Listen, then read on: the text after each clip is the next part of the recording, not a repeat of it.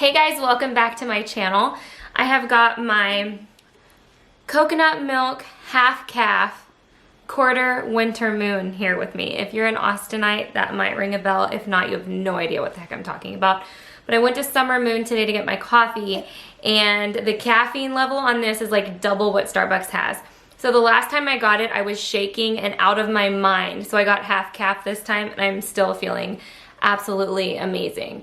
But that's not the only reason that I'm feeling amazing today. I'm feeling refreshed AF because finally, guys, finally, I have some part-time help to help me with these girls. Can I get an amen? So today was her first day, and I took Skyla to see Hotel Transylvania 3 today, and we had the best time ever. I really need to move the stuff on my card over to my computer, but I haven't done that, so my card keeps filling up. I need to figure that out, but Adeline's not going to be happy with me, but we're going to have to turn this off. Sorry, honey, you can still play with it, but just won't make noise. What was I even saying? Oh, I took Skyla to Hotel Transylvania 3, and it was amazing. I have my new nanny here now from 9 to 2 on some days, and then on some days I think she's going to do like 3:30 to 6. She's a gymnastics coach, so we have to work around her schedule, which is totally fine. But this is all about Adeline, so I want to make sure that we keep her in the frame. Anyway, so some of you guys might remember that right when we moved here, we had a babysitter. I wouldn't call her a nanny because she only helped us out like 2 or 3 times, and she was going to be our nanny. I had her lined up basically to be our nanny whenever she was done working for the family that she was currently working for, when her and I talked and kind of set up the future of us working together, I guess. I don't know what you would want to call it. But she was one of my friend's friends, and she was nannying for a family who was moving to Atlanta. And so as soon as they moved out, she was gonna move over to our family, What I mean was she was gonna start working for our family when the family she was working for moved to Atlanta. Well, in the meantime, they were supposed to move out this month at the latest, and she found a teaching job. She found like an action. Hi. You want all my attention, huh? She found a teaching job. That was like her goal anyway, was to become a teacher, and she found a job and moved away. So she never got to start with us, and she only babysat the girls like 2 or 3 times when we went out for date nights, or when Rochelle and I went to that Urban Decay event. I loved her, so I was sad, but I also love our new nanny. She's amazing. Okay, so we're here for Adeline's 7-month update. Let's see how old she is exactly. Let me see if the lighting, it looks a little dark in the frame here. Do I need light? Like that freaking thing is gonna help. I'm gonna go get the ring light. Okay, this looks better. So we're here for Adeline's 7-month update. This is like kind of the game that we play on a regular basis. Adeline is so squirmy, just like Skyla was. She was chill to begin with, and it was kind of a trick because you tricked me. You made me think you were going to be chill, and now you're turning out to be just like Sissy.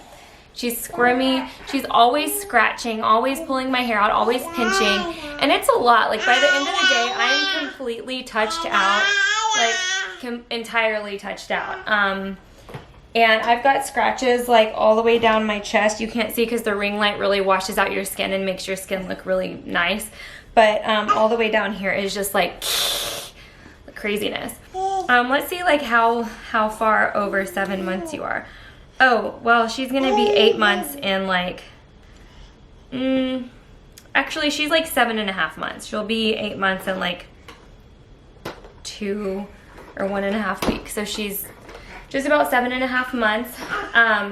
I did write some stuff down in my phone to, let me pull it up. I always keep like notes in my phone with like what's going on with the girls, and I have a lot, but I kind of just wanted to talk from like, without like referencing my notes, just about the things that are like most on my mind right now, because I think that that's a little bit more authentic, is just to talk about, oh Dutchie, don't bite. Is just to talk about what's on my mind right now. The main thing that's been going on with Adeline is teething. She's absolutely, I've got to show you this. And don't mind the fact that there are literally still boxes up there on my dresser. I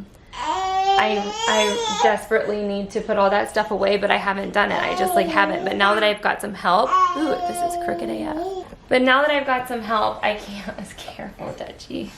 I can't wait to start actually like working on things around the house and getting things done that have needed to be done since we moved in. I'm so happy. I feel like a huge weight has been lifted off my shoulders to have some part-time help. It is just, I'm so thankful. Oh my gosh.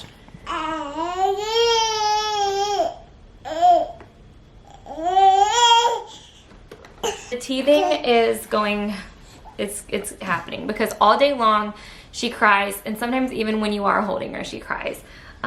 Usually, like the past few weeks when you pick her up, she would calm down when you're like sitting there giving her attention, she would calm down. But lately, even sometimes when we're holding her, she's still crying, and it's not the easiest thing. It can get really overwhelming to constantly have to be holding her, especially because I have Skyla as well.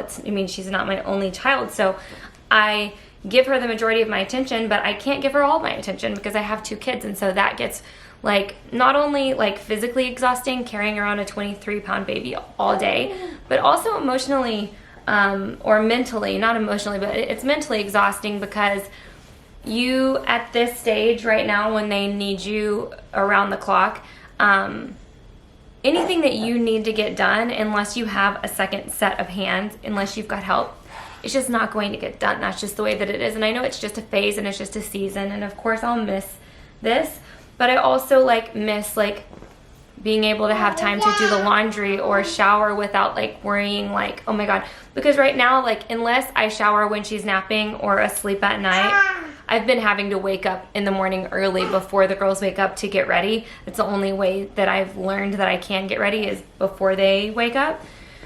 If I try to shower like during the day with them, like I'll have to put them both in the bathroom so that I can keep my eye on them. So it's like, yeah, like you can still like get a shower in, but it's not like a shower where you like really like wash your hair, like shave your legs. Like you don't get to take like a leisurely shower. It's like an in and out, washing the major body parts, and then that's it, you know?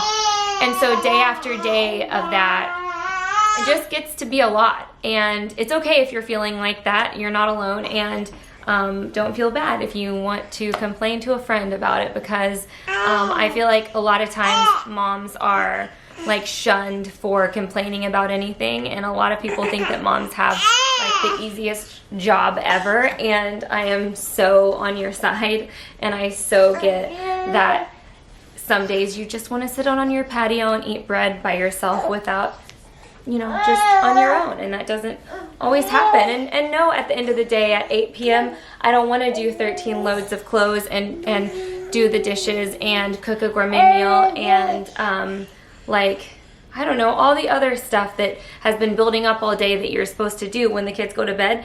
You don't always want to do that. Sometimes you just want to lay in bed with a glass of wine and watch The Handmaid's Tale, and you're not alone. So I'm just so thankful to have some help right now, especially in this teething, fussy time where she's on the brink of crawling. She'll be crawling any day now.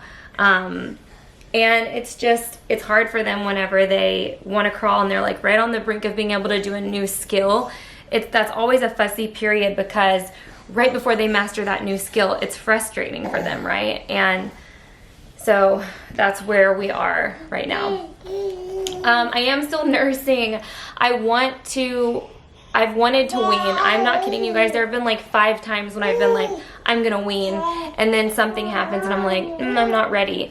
Or I'll be like, I want to wean, and then Adeline wants to nurse, and she's like searching, and I let her nurse, and then I remember that bond, and I'm like, of course, then my battery died. When am I going to learn to like prepare my life before I start filming? Let's put this strap back there. We got out some baby mums. These are total lifesaver, and she's eating them on my bright white comforter that I'm gonna have to wash, but in reality I've got to wash this comforter like once a week anyway, so whatever. What's another like mess on my bed. I mean, at this point, it doesn't even matter. What were we talking about? Oh, nursing. Okay, and then I'm like, I remember the bond, and I'm like, I'm not ready to give that up. And so I've been going back and forth. She's still getting formula probably like every other day. I give her formula anytime we're out, and whenever our nanny is watching her, she gives her formula as well. So that hasn't changed, and I switched over to ready to feed. I give powder sometimes, but like now that I've given her ready to feed, she wants nothing to do with the powder anymore. Yeah, so some of the ways that we've been battling the teething is Motrin, Tylenol, frozen teethers, and these baby Mums and puffs. Other than that, what she's eating is purees. I have been doing a little bit more than purees. Like, she gets purees from Nurture Life. If you haven't signed up for Nurture Life yet, the link's in the description bar. You'll love it. But I've given her like toast. I gave her some toast, just like cut into like a rectangle. Like I cut it in half and then cut the crust off, and I gave her toast, and she handled that completely fine. She loved it, actually. And there have been little things here and there that I've given her that are like more big girl type foods than just purees. So we've been moving up a little bit, but I'm still super paranoid every time I give her anything other than a puree or the Mums or the puffs. And the puffs are technically for babies who can crawl, and Adeline can't crawl yet. But when we were in Arizona, my mother-in-law said that my niece was already getting them. My little niece that's the same age, she said that she was already getting them. So I was like, and she said that she could eat them fine. So I was like, okay, well, let's try it. I'm way more laid back this time around than I was with Skyla. With Skyla, I would have been like, no chance. I'm going like by the box. So, let's see, sleep. So I get asked like all the time about sleep training and like how to sleep train and how to move them into their crib. We moved Skyla into her crib at 6 months. We moved Adeline into her crib at about, as I can't remember if it was 6 months or 7 months. I want to say it was like either 6.5 or 7 months. We moved her into her crib. Just like one night I just was like, okay, it's time. She had taken a few naps in her crib here and there, but one night it was like, okay, like, you're moving up into your room. And I got a dual monitor. It's a VTech, and it has split screen, and it also is like sound activated, so it'll go off if they start crying, but then like the monitor goes dark if neither of them are making noise, and you can set the sensitivity that you want. And so I have that in my room, and I can watch both of them from my room. It's really nice, and I got it at Best Buy. So how I made that transition, especially because up until I decided that she was not going to be nursing throughout the night anymore, she was like waking up once or twice to nurse, and then when I moved her up to her crib, that was it. Like, there was no more nursing in the middle of the night, nothing. The reason that I feel comfortable not nursing her in the middle of the night is because my pediatrician with Skyla and my pediatrician here has said there's no like reason from a nutritional standpoint that they need to be eating in the middle of the night. Like, they're completely fine to go throughout the night without having breast milk or formula. If you want to give your kid water in the middle of the night, I mean, that's totally your call. You're the parent. But with Skyla and Adeline, like, when Adeline, like, the first like couple nights, she would like wake up and whine for maybe 5 minutes, and then she would fall back asleep. And now she sleeps fully throughout the night. So I think that the main key in like sleep training is that when they wake up in the middle of the night and they're like whining, that you don't just immediately go up there and immediately go up there and pick them up and everything. Because if you like perpetuate that behavior, or if you make that a habit, then they're gonna continuously wake up in the middle of the night. And with Adeline, I just would I heard her wake up in the middle of the night. It was like 2 nights, and then it stopped. And this exact same thing happened with Skyla. I heard her crying on my monitor. I literally stayed awake and watched the monitor and watched her whine for like 5 minutes and fall right back asleep. Second night, same thing. And it was either like the 3rd or 4th night she just started sleeping completely throughout the night. And that's the experience I had with both girls. I do realize that this isn't the case for everyone, that some kids wake up and scream and scream and scream until you come get them. And in those cases, like, I don't know what you do. All I know is I feel for you, and I don't even know. Like, that must be the hardest thing in the freaking world. I wish I had advice for that, but I don't. But she does get rocked to sleep. I can't ever put Adeline, just like go up with Skyla. I could just put her right in her crib and she would go to sleep. I was much better about sleep training in that way with Skyla. But with Adeline, I literally nurse her to sleep every single night. And if I'm not here, like if it's like Nick's mom putting her to sleep if we were out of town or something, she would give her a bottle in the rocking chair and rock her until she fell asleep. And Adeline for naps, like her naps last like maximum 30 minutes, and she'll take like 2 a day if I'm lucky, but the majority of the time she'll only sleep in the car. But I can't even tell you guys like the freedom that I feel with having the both girls in their own room and like having my space back. It's freaking fantastic. Here you go. I don't know her weight. I haven't weighed her since her 6-month appointment, and I think she was 22 pounds. So I don't know her weight or length right now. I'll know that next month. Her hair is slowly but surely growing. It's just nowhere near like Skyla at this point. I think I could already do a pony. She's in 12-month size now. And like the stuff that shrinks like immediately when you wash it, like the Carter's cotton pajamas, she's already in 18 months. But for the majority, she wears a 12-month size right now. That walker that we got her, she doesn't really like, because if we set her down, like the only time she likes it is if she has food in it. She doesn't want to be set down because she's teething and attached. Same thing with that like go around deal that I got her. She doesn't ever sit in either of them. She just, honestly, like, I don't want to say they were a complete waste of money, but like the amount of time that she'll actually stay in them is like, you don't even have time to go and pour yourself a coffee. We'll just put it that way. I can't think of anything else off the top of my head that I need to really address, so I'm gonna go through my phone and just like see. We did get the new high chair, which is the same one that Skyla has with her name engraved, and we got the hazy gray, or I think the hazy gray color. I love it. That thing grows with them, and it's like the best high chair in my opinion.